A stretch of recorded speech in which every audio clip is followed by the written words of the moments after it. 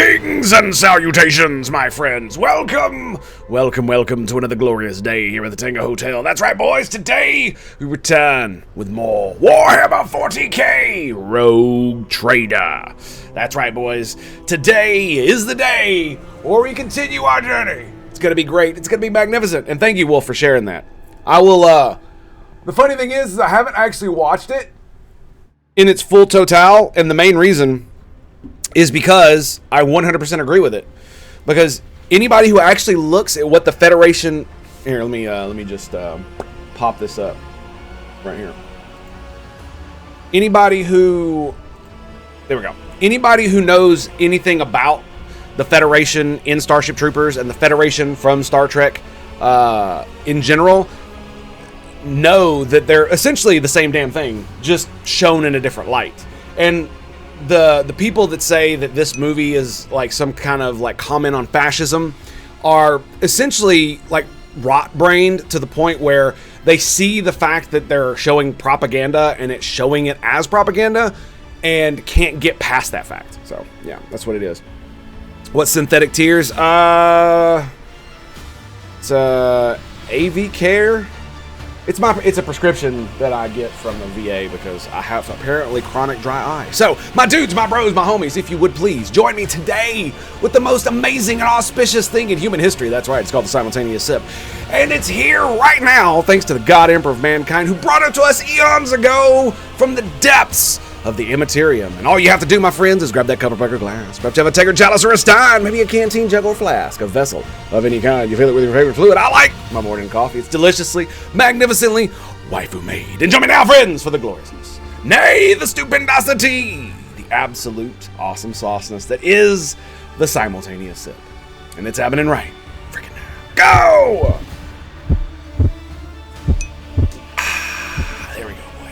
Sipping so good, you gotta do it twice. Just studying optometry does that to you? I know, right, dude? Well, apparently it's because I stare at a computer screen all day. Who would have guessed? Who would have guessed? But it is one of those things where it's like, okay, sure, whatever.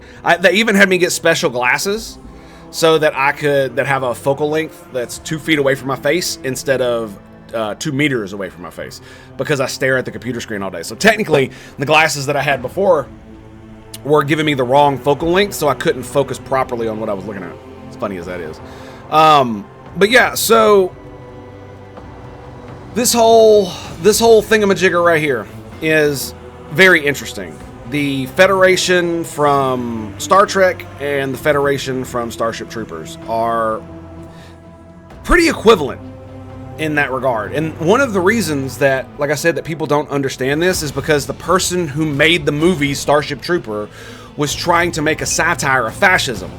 But to be able to make a satire of something, there's 2 things that you have to be able to do.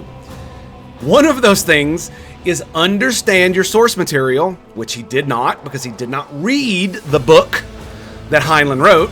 And 2, understand the thing you're trying to satirize, i.e. fascism, which he obviously does not understand, because if he did, he would have never, ever, ever put half the shit in this movie that he did. Because it shows that the Federation is a limited government. It shows that the Federation cannot stop religious extremists from going into the bug zone. It shows that the Federation mandates that its highest officials take responsibility for their actions.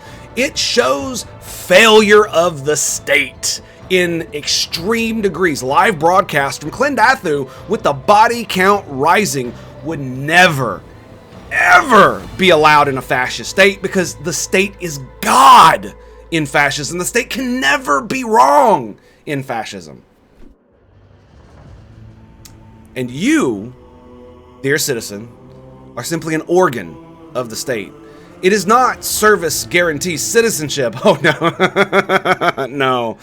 No, in fascism, citizenship guarantees service.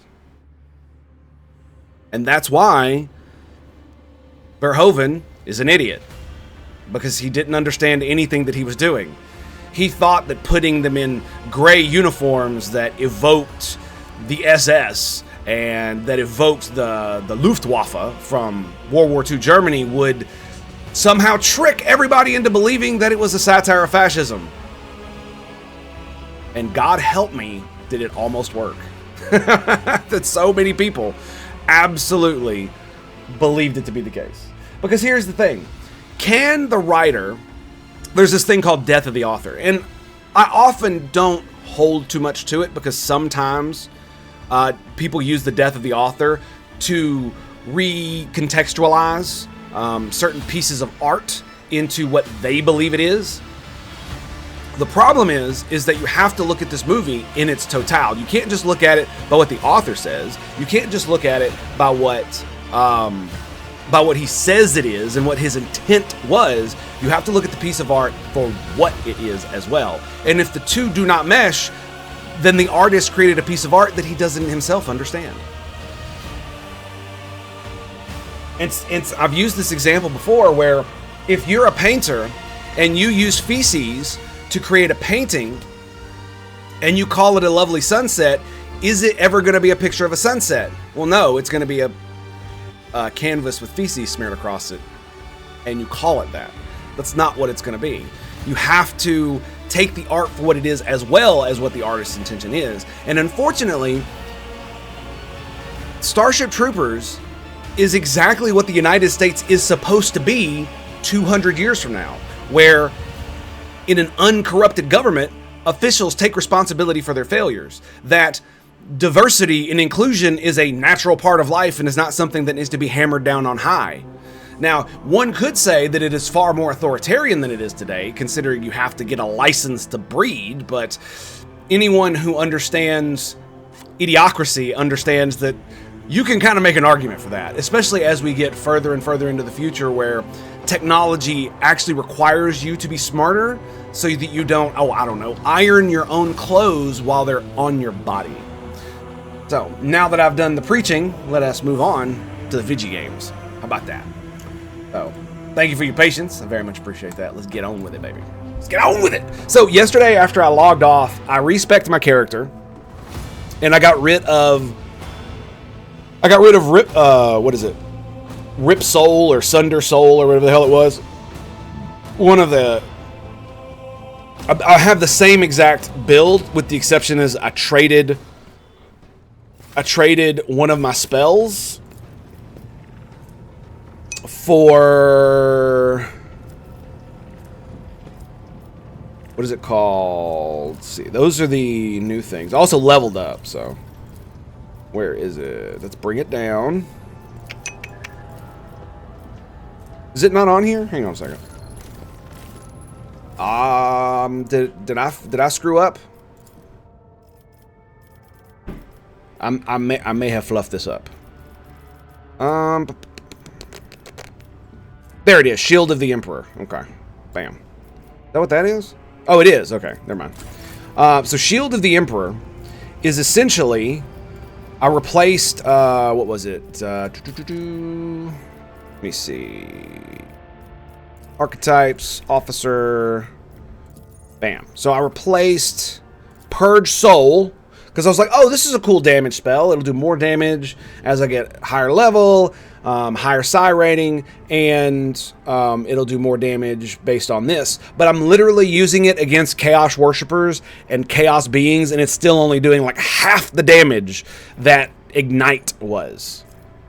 And I'm just like, what the is going on? So instead I got Shield of the Emperor, which basically means until the start of the cycle's next turn, all allies affected by Word of the Emperor increase their deflection by 1 and armor by 12%, which is pretty cool. And it's based on my psi rating divided by 2, so the higher psi rating I have, the more it gives, and the armor is also based on 10 plus that ally's resolve divided by 2. So the more you spam Word of the Emperor, yes. The author said it's fascism satire. If a mechanic tells me he built a car but it has no wheels, moves on water, it would be wrong for calling it a boat by that logic. Exactly. Yes.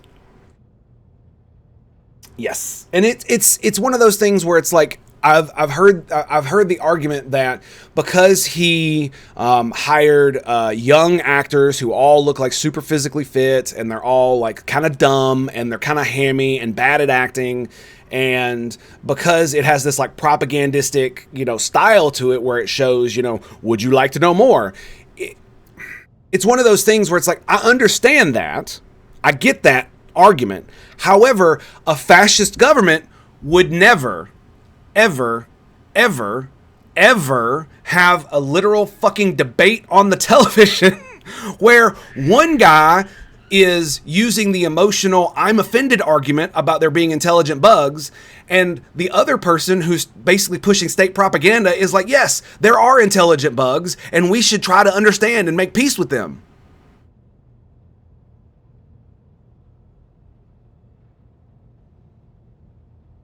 This is what I mean by not understanding the source material or the thing you're criticizing. Because when you don't understand what fascism actually is, it's just like fucking was it Wisecrack that also did the whole thing about Starship Troopers, and he's literally going through the thing and going, oh, you should make your own choices. Huh, that's weird. I didn't know that was fascism. It's like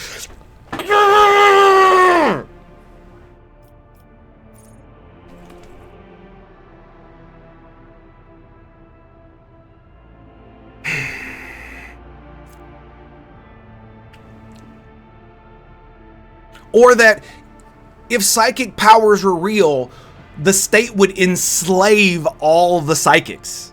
They wouldn't just let you not join. Like, you understand that, right?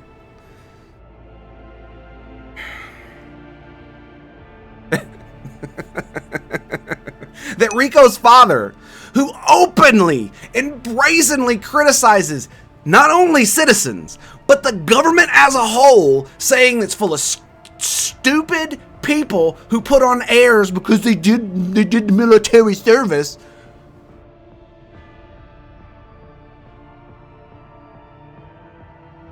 Like, you wonder why people call Trump a fucking Nazi. It's because they don't know what the fuck they're talking about. They have no clue what is going on or what any of these words mean. When the unserious Helldivers hits the nail better than the serious media, bingo. And it's because you can actually see through the cracks in Helldivers. You can see where it all comes from with this faux air of democracy, and you can kind of it's just like with Warhammer 40k with Space Marines and all the other shit. You can tell from our objective reality that these are not necessarily good individuals, but it's fun to like role play, right? Even though in 40k, technically, the Imperium is correct, but we don't need to get into all that shit. But yeah, there are dozens upon dozens of examples inside of the movie itself that contradict the fact that it's fascist. Because even if it were fascist propaganda, a fascist or a Nazi would never allow such things to be in a movie about fascism or about Nazism. You are supposed to unquestionably support the fucking state. And you are supposed to turn in people who disagree. He should have turned in his fucking father. Rico should have called the secret police up and had his father fucking arrested and beaten in public. That would be fascist propaganda. Okay. So yeah, anyway, I got Shield of the Emperor. This looks really cool, and so this will allow me to use my stuff without necessarily giving up turns. There's just so much cool shit going on with this, especially considering that every time anybody uses a power, which one is it? That one? No.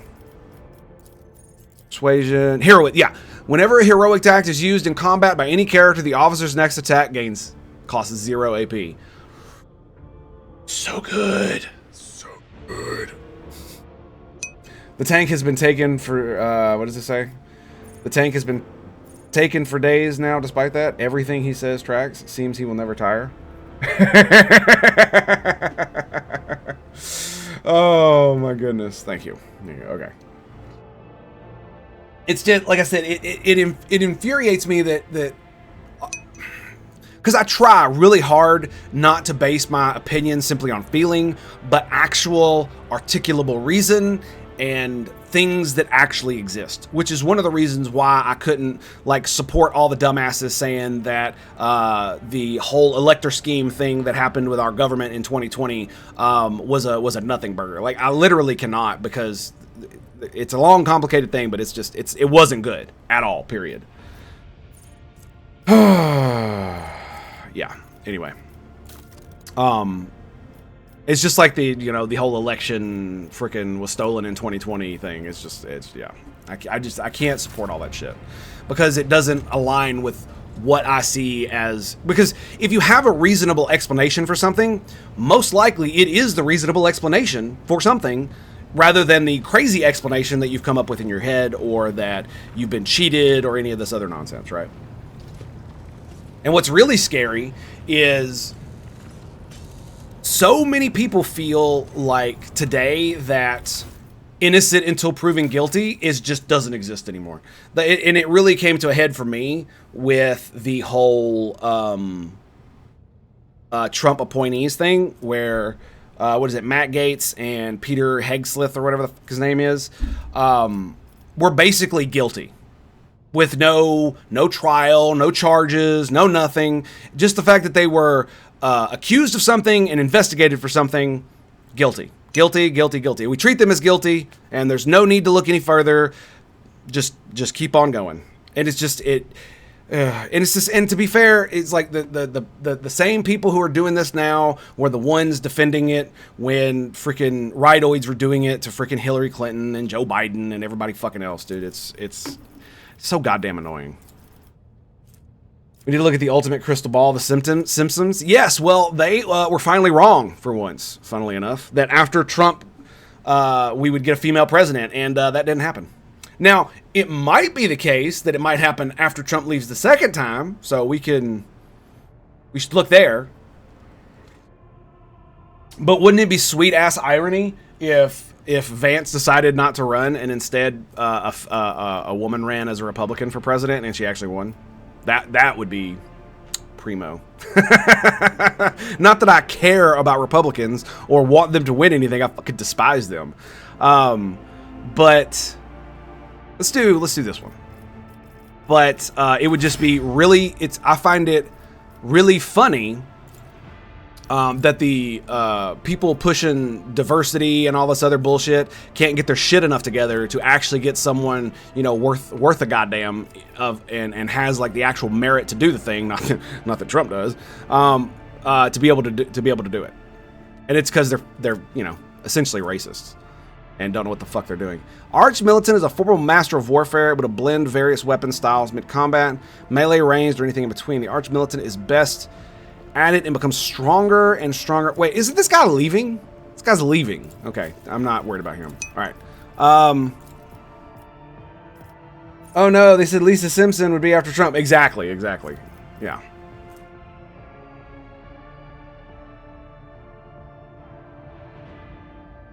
I mean, would it not be funny? Like, one of the funniest things about Harris was the fact that it would be the first time in 150 years, maybe 120 years, that we had someone who had enslaved another human being become president. Now that's juicy. Shit. No, I don't want any of these. Ninth successful dodge. First dodge attempt of every enemy in combat suffers. Do we do Aftershock? Mind Thief. Weak Hearts. Visions of Doom.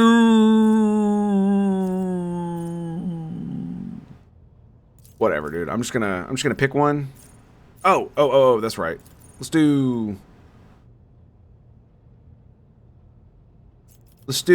actually do this one. 3 damage. There we go.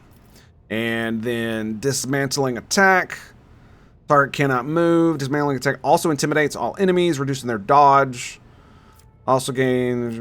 Okay, let's grab that one. Bam. And then I really don't know what to do about this. Like, what am I gonna make her? I don't know. I think we're gonna make I think we're going to make him a Vanguard. Each attack against a Vanguard grants 1 stack of Unyielding Beacon. Each stack increases their resolve by +1 up to a maximum of 15. All allies in a 2-cell radius around the Vanguard gain 1/5 the bonus. 2-cell radius? Ugh. Temporary wounds applied to the Vanguard now stack, but only remain stacked until the start of the Vanguard's turn. At the start of their turn, the remaining temporary wounds are reduced to the largest amount granted by 1 applied effect. If the remaining number of temporary wounds is less than the number of stack of Unyielding Beacon, it becomes equal to the number of stacks, even if the Vanguard has no temporary wounds at the start of their turn. Very good.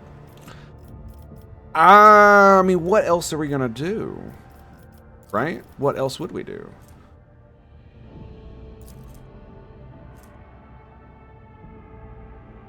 The Vanguard attacks each enemy that attacks the Vanguard's allies in a 3-cell radius around the Vanguard. That seems kind of ridiculous. I mean, think about it like this, dude. The warrior is Daring Breach, which basically gives him a free, like an entire free turn. Why would you use Unyielding Guard? Unless they stack. Assassin, I probably don't want to do that. Arch Militant, okay. What the fuck does this do? Uses an attack is that as a different type of their previous attack. The Arch Militant gains stack of versatility. Valid attack types are single shot, melee attack, single target, or burst. Melee, or area melee, area ranged, or area burst. The Arch Militant gains +3 weapon skill and ballistic skill for every stack of versatility. The Arch Militant has 4 or more stacks of versatility. The Arch Militant, yeah, I don't give a fuck about any of that. The Arch Militant can take 1 additional attack each turn. Ooh. The first attack that's using this ability. Oh.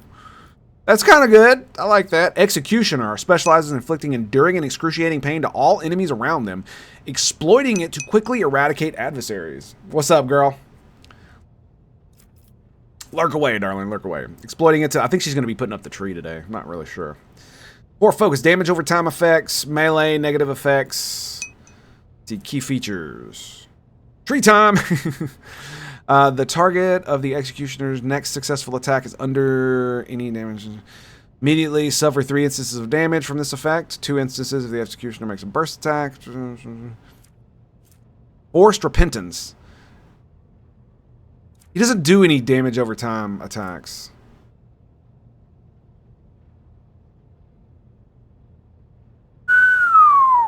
Ugh. Damn, that's... I mean, we're probably gonna...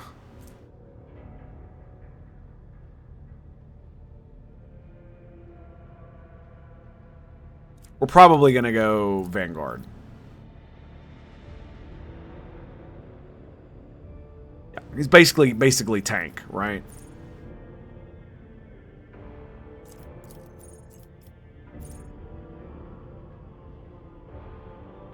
While he has at least one temporary wound, they can 10 parry and armor. Oh my god. That's insane. That is so good.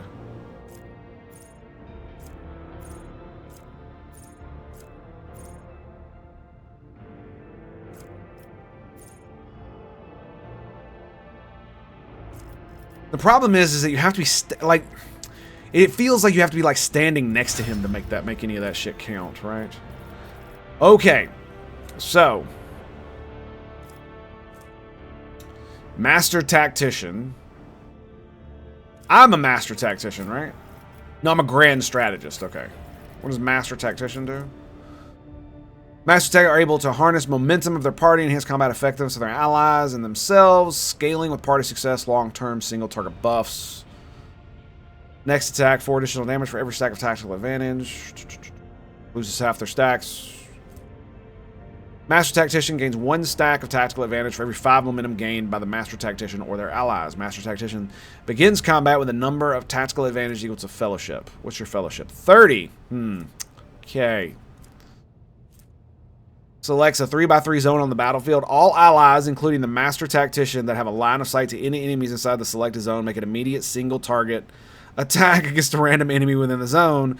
They can target with their weapons. Until the beginning of the Master Tactician's next turn, all allies that attacked As part of last volley, suffer -20 to ballistic and weapon skill. Oh, that's a desperate measure. Oh, okay.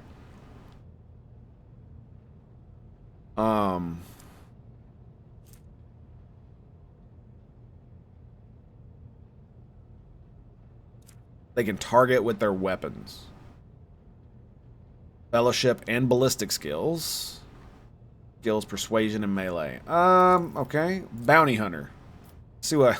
This sounds about right, I'm not gonna lie. Bounty hunters are methodical killers who leave trails of blood in their wake. A bounty hunter chooses their next target before the previous one has even realized it's dead. Critical hits, defense reduction, killing key targets, repositioning.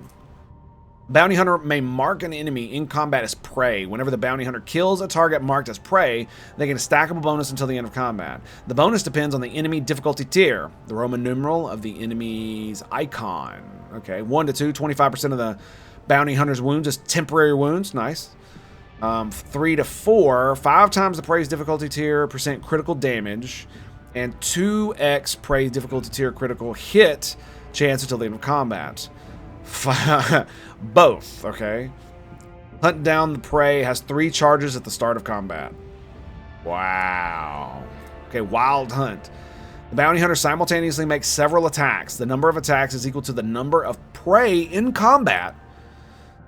These attacks are equally divided among all prey in the bounty hunter's line of sight. The attacks always hit and oh, fuck. Always hit and always crit. That is insane. What is her perception? 40? I really do need to raise her perception, don't I?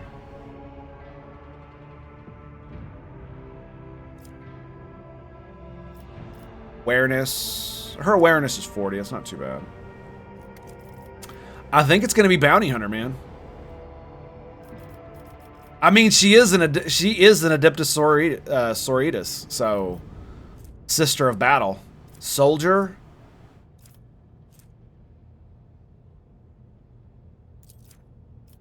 I mean, none of the rest of these seem to fit. You know what I mean? Ballistic, weapon skill, demolition, athletics.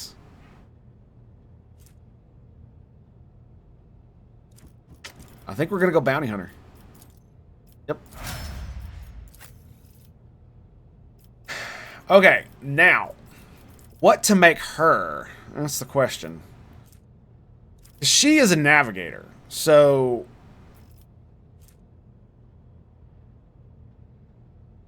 we could do Grand Strategist as well.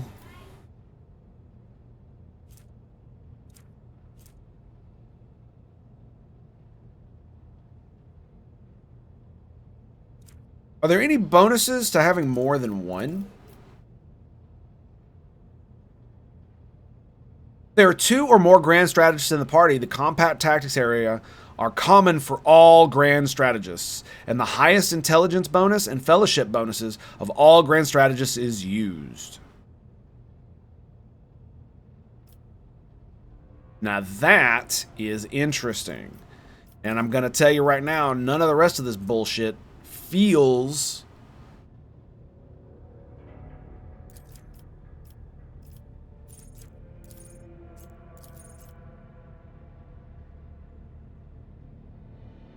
begins combat. So her fellowship bonus would be 40.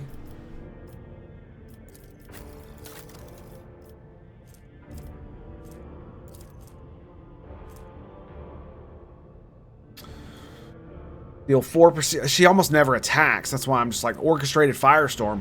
Like, how does that work, right? This is what I'm curious about. All allies, including the tactician that have a line of sight, do they whip out the ranged weapons they may have equipped and then use them? Is that what that's supposed to be?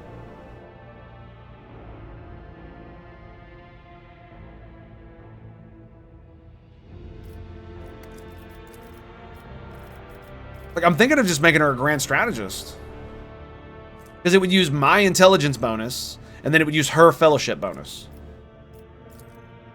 And I might actually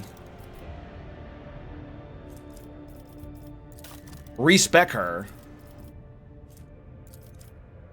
so that she has...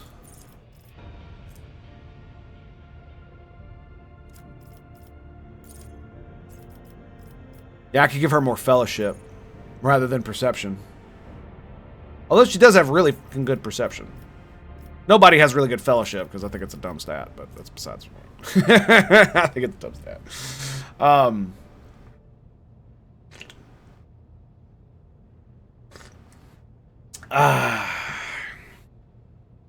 Look at her awareness, dude. It's fucking 90. That's crazy.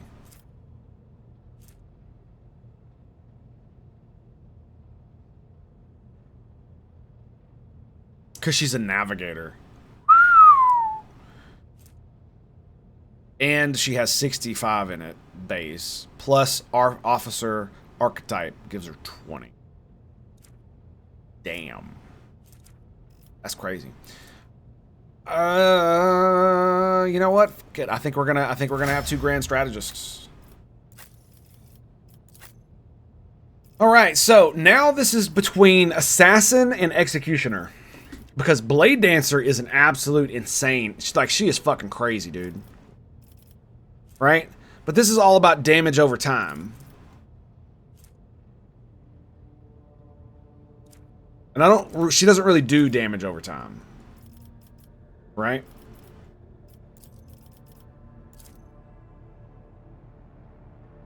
Assassins are masters at identifying the slightest vulnerabilities of key targets and dispatching them by any means necessary. Core focus, high damage, dodge, and dodge reduction, threat elimination, high hit and run. That basically sounds like what she already does. Assassin sees a single opening for each enemy on one of the enemy's sides. Opening. Whenever an assassin hits an opening, excluding overpenetration, they deal an additional 10% of the target's maximum wounds. What the fuck? The target's maximum wounds. After an attack, the opening is moved to the opposite side of the enemy. Each enemy's openings that were not hit by the assassin during the assassin's turn are moved to a random... What the fuck? Makes an attack with the current weapon against an enemy. This attack cannot miss and deals 50% more damage. It also deals an additional damage equal to 25% of the target's missing wounds. The assassin's dodge, dodge reduction, armor penetration, and parry penetration are doubled for this attack.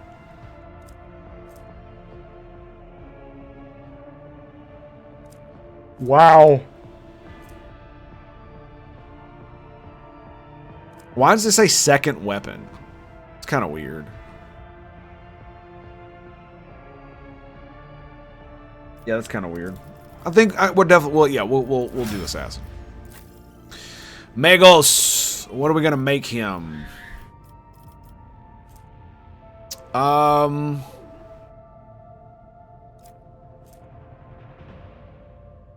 Could do bounty hunter as well. If you have more than one bounty hunter, how does that work?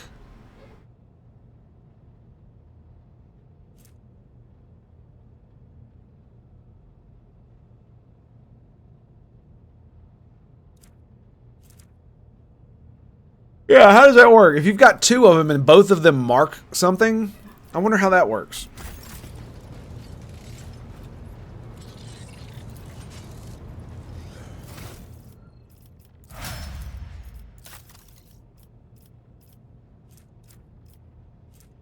I mean, the assassin could be good, but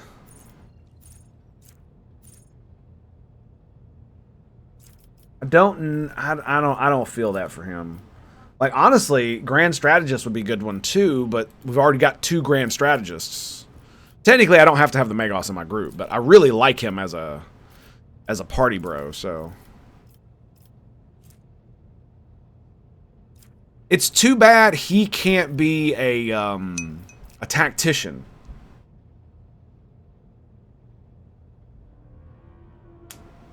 Everyone does attack the designated area once at a viable target. You mean the tactician ability? Also, Razanier? Thank you. Appreciate that. In the area that you designate. Yeah, but do they they all have to have like a melee weapon, right? Or excuse me, not a melee weapon, a ranged weapon. Yeah, I really do wish he could have a tactician. No, I mean they will literally run across the battlefield with a melee weapon and smack a dude. Maybe I should reload it. Maybe I should reload it. They pull out ranged. Okay, so they have to have a range. Got it. All right, fair enough.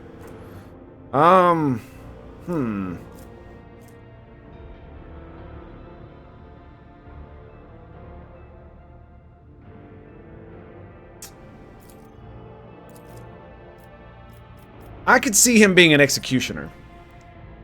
But the problem is he doesn't have very much damage over time stuff.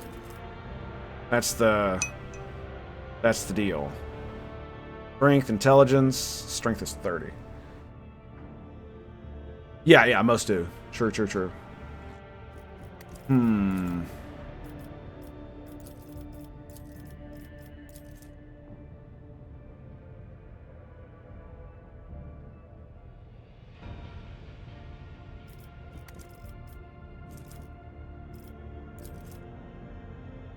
This fellowship is just as bad as mine. Oh, yeah, that's really bad. I think my intelligence is actually higher than his, isn't it? His is 55 and mine is 45, actually. Never mind. That's my will. That's right. I've been buffing my willpower because I'm a fucking psyker. Oh, dude, my persuasion is 90. Yes. I do like to talk. Anyway, I think we're going to go bounty hunter. Yeah. The bounty hunter makes a free single target attack with the selected weapon. This attack always hits, does not end the bounty hunter's movement, but deals only 36% of the bounty hunter's usual damage. So if I'm using a fucking sniper rifle, after each third enemy is killed by claim the bounty hunter recovers +1 charged. Kills a target marked as prey, the bounty hunter receives 2 AP. Here's an interesting question. If I mark someone with her, and then he ends up killing that target, they're still marked as prey. Right? This is going to be so fucking cool, dude. You know what? Let's just do it. We're going to do it. All right, witch. Let's level you up too.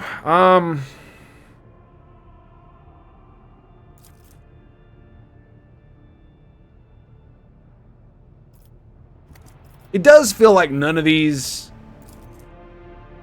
are actually meant to be used by psychers. That's just the way it feels. You know what I mean? Yeah. What do I make her? Could make her a bounty hunter as well. Her fellowship is actually garbage as well, so... assassin might be a little bit better, actually. But the problem is that... how do you hit an opening when you're always going to be facing the same side, right? So that feels kind of... You know what? Fuck it. We'll just go bounty hunter too. She's a witch. Who cares? And you will make you... He's a biomancer. He's a... What the fuck is he? He's a biomancer. He's biomancy and... What the hell is it called? The same thing I am. Santic powers. Yeah, so... Yeah, we'll just do Arch Militant. Yeah, that's cool. I don't really care. He's gonna leave anyway. Alright, is everybody leveled up? Everybody leveled? Okay, good. Now, the next thing we are going to do is... Okay, everybody's got posts. Excellent. Excellent. Lovely. Alright. Let us get out of here. I need combat, damn it. Lord Captain Raver's voice over the Vox sounds weary rather than annoyed. I'm getting reports of several ships moving toward us. Judging by the fact they're not responding to our hails, the telemetry shows a trail of macro batteries. They're not here to chinwag. Ready to issue orders to prepare for battle at your command. I just had to open my fucking mouth, didn't I? I had to open my fucking mouth.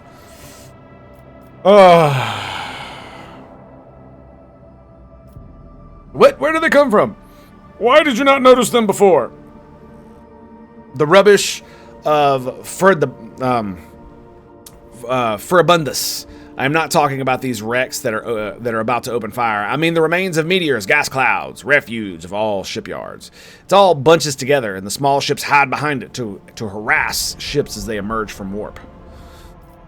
All right, all stations ready for void combat. Let's go.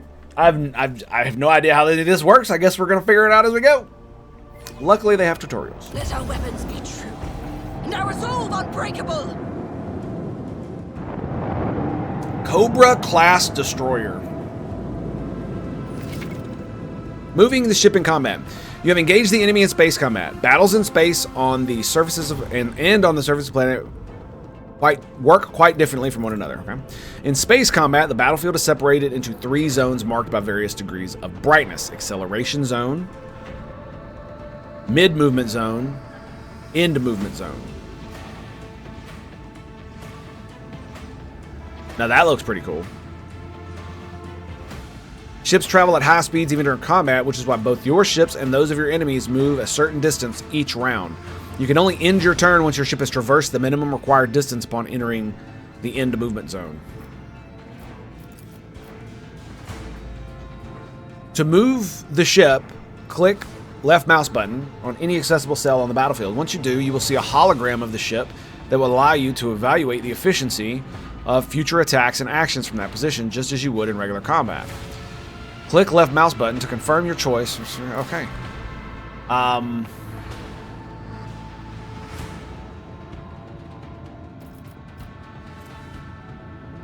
Void ship ram.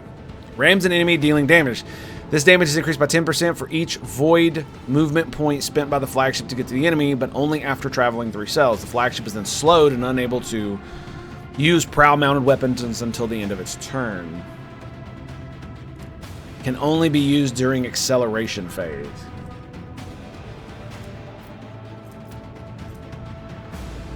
Launch 4 torpedo salvos with plasma warheads at the selected location. These torpedoes can move and attack. Starting next round, when attacking, each torpedo deals 19. Okay. Macro cannons, starboard. Mars pattern, macro battery. 2 short-range dorsal macro cannons. Okay. Flagship flies in a straight line, making a full U-turn at the end of the movement. Cooldown from 1 to 3 rounds at random. Whew. Restart shields. Initiates the process of restarting the shields. The shields will be restored at the start of the flagship's next turn. Rerouting the power to the shields reduces flagship speed. Okay.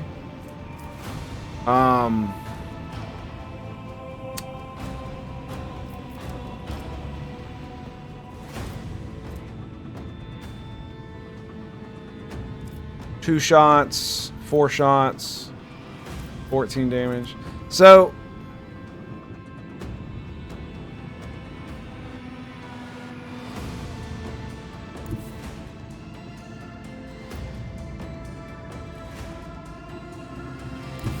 Can I ram it? No.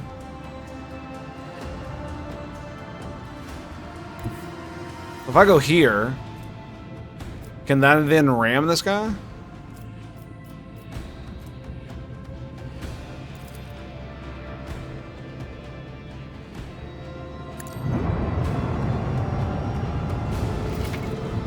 Attacking with weapons. Your ship is equipped with an arsenal of weapons which differ in terms of range and fire and offer you a variety of ways to assault your opponents. The ship can attack with each of the weapons once per turn. Note this fire.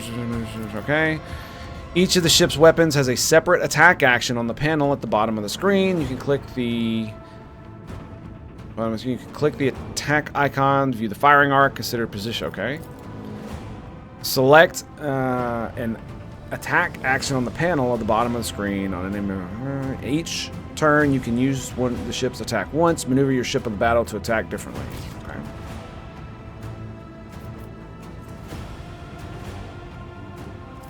Alright, it said I wouldn't be able to use prow-mounted... Okay, so I can do this, though, right? Does that work? Yes! Yes, it does. Some ships are protected by shields. To deal damage to such an enemy, you must first pierce the shields. 2 shield arrays cover the ship's sides. One protects its bow and one its stern. When facing an enemy equipped with shields, choose your angle of attack wisely and direct your fire at a side where the shields are weakened or completely depleted. Note the enemy's shields recover each round. Rogue Trader's flagship is likewise protected by shields. If the enemy attacks from a side where the shields are weakened or depleted, the ship will take damage. The flagship damage shields do not recover at the start of the next turn. Instead, they can be restored by using the restart shield action on the bottom of the panel of the screen. Restarting the shields reduces the flagship combat efficiency on its next turn and will have reduced movement and firing range.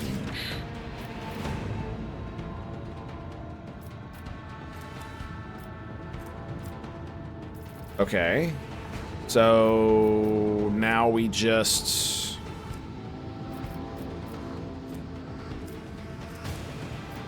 Oh, we took a little bit of damage. Okay, that's fine.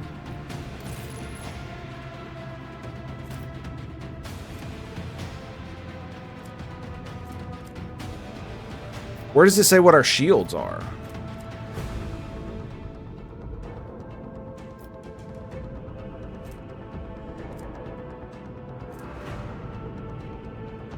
Navigator heals 6 wounds at the beginning.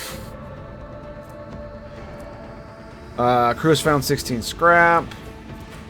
So our ram did 43 damage.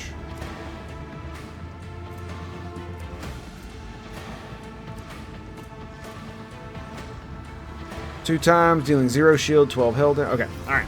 So I'm assuming our turn is over. Yeah, it's too far away. There's not much else we can do. We can't use any of that shit. I can't maneuver the ship, right?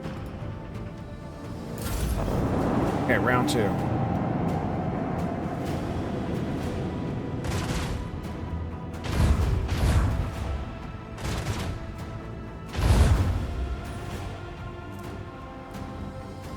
$26 shield damage, okay. Oh, I see the shields now, okay. So...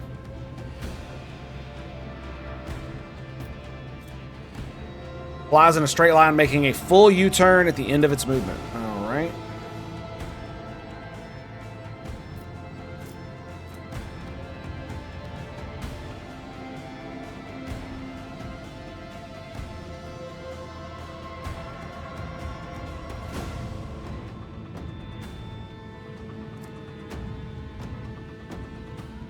So what happens...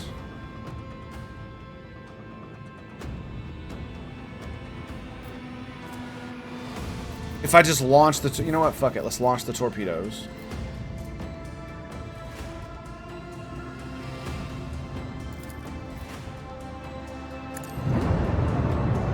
I want to see how this works.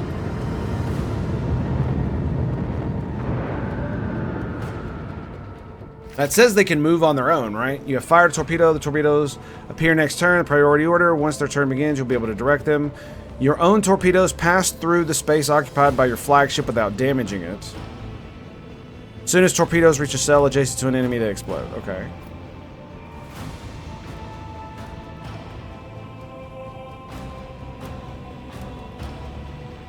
Okay, so it is its own unit. Can attack your torpedoes and destroy them before they reach one well-placed shot or destroy the salvo. Okay.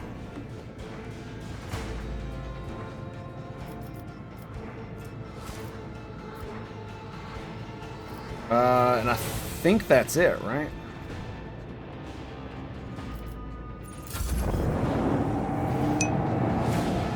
Gonna hit my ass again. Joker! Greetings and salutations, my friend. Alright, he's hitting me from the side. Okay, torpedo.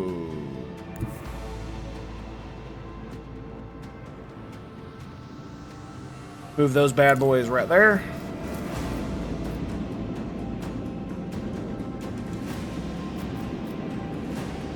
Oh, wow, they get their own turn. Okay.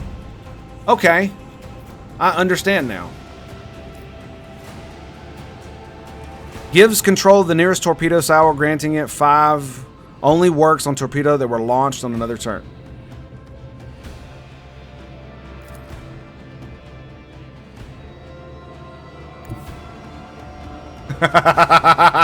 That is... Sister, I never knew that you were so fucking devious. Wait, don't they explode? Oh.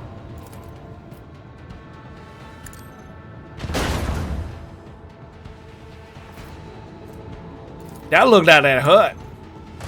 Did that hut? I think that hut. They pale before our mastery of the void. I think that hurt.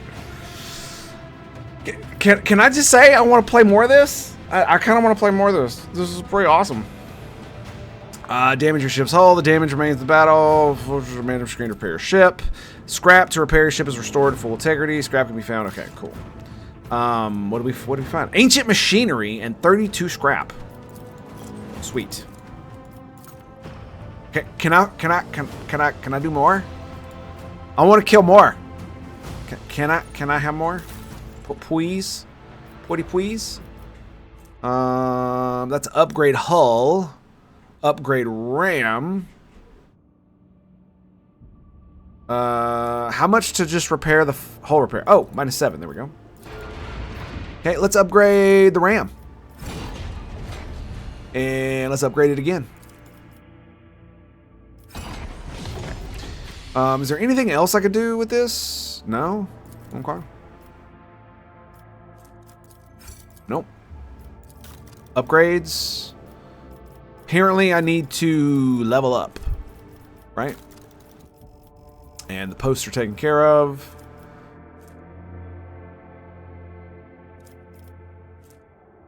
So they all have swing run. What is this? Expeditious reloads. Reloads all macro cannons that were fired during the acceleration phase. I still don't understand how the different phases work. Like, because I didn't move at all when I fired my weapons on that second go around.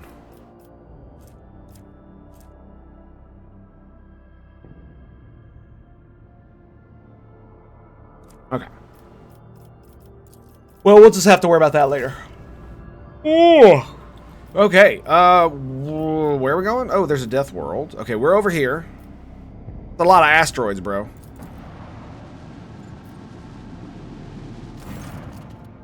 Lord Captain, the station's airlocks have been sealed from the inside. A Vox recording is stating that the priesthood of the sanctuary has no desire to communicate with the Lightning and are refusing access to guests on the basis of Adeptus Mechanicus privileges of inviolability, granting them sole jurisdiction to their sacred rights. I forgot that's what that was. We will leave them be.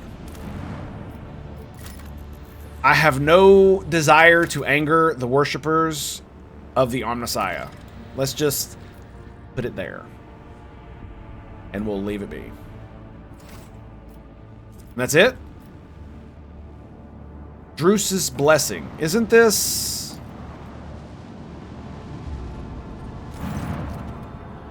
Lord Captain, we have the flagship of Druce's Blessing with a small escort dead ahead. They're requesting a direct Vox channel. Patching you through. Chartist Captain Ostius Thorfast. The Vox channel clicks, and after a brief pause, a dry, low voice hails you. Greetings, Lord Captain. I am honored to speak to the Lord Traitor of House von Valencius. May your name be known through the ages. Chartist Captain Ostius Thorfast, bearer of the free charter of the merchant fleet. How can I be of service? What is your squadron doing here? We develop supply routes for the Chartists, you see. My ship is a representative of the merchant fleet in this part of the Imperium territory. We do not have a fixed charter-defined trade route. There we go. Tango can read, I swear. Our mission is to establish business contacts with voidfarers in need of regular ship repairs and those who are interested in special goods. I would absolutely love to take a look at your components available for purchase. Boom. Immediately consume this item.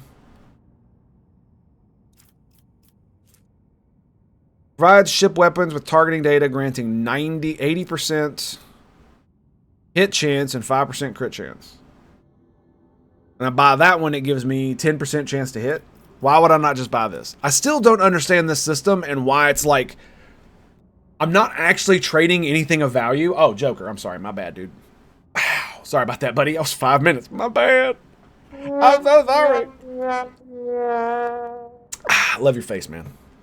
Sorry about that. Yeah, I don't... Because there's no reason for me not just to buy all this shit and use it.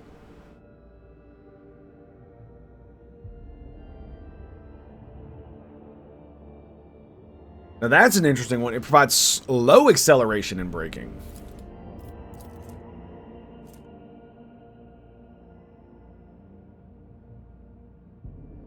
Oh, it's the size of those zones. Engines with stronger acceleration and deceleration have larger acceleration in movement zones.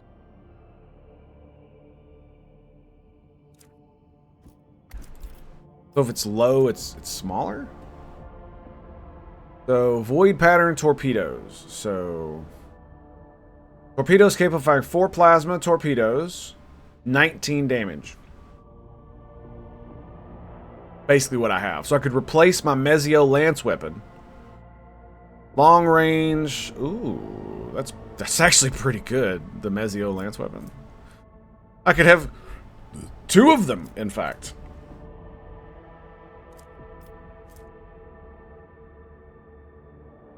The amount is doubled against enemy blast attacks. What the fuck is a blast attack?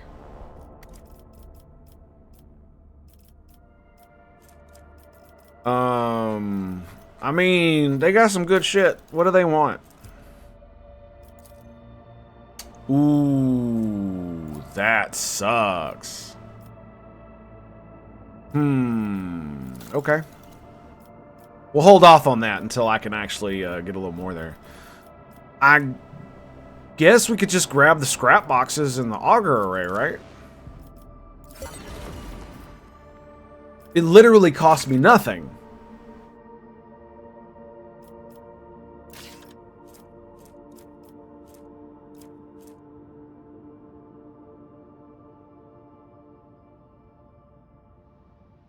Also, does it say where it can be equipped?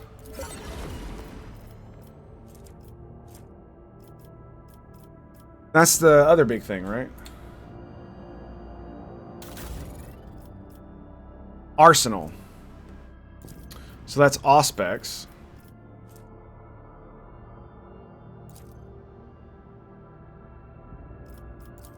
We'll add that to cargo. Okay, we'll upgrade this one more time.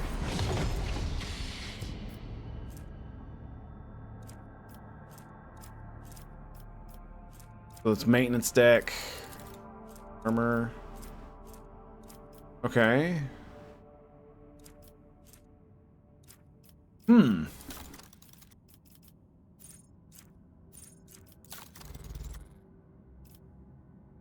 that is very interesting. Okay.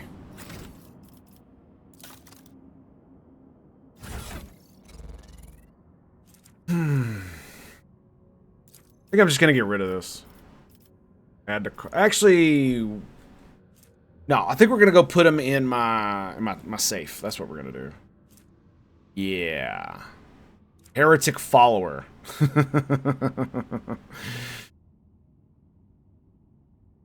It's power level 9. That's crazy. Visions of death.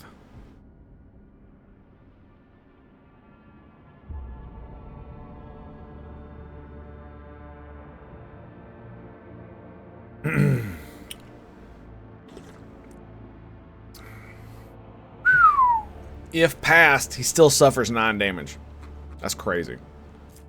Crazy. I really do need to figure out how I can make my dude be able to use this shit. Really annoying. Yeah, I did give him the plasma pistol. I think we'll keep it on him for now. And we'll keep the sniper rifles at bay. I have the long las. It's a modified las gun. We'll throw that into the cargo. Mm.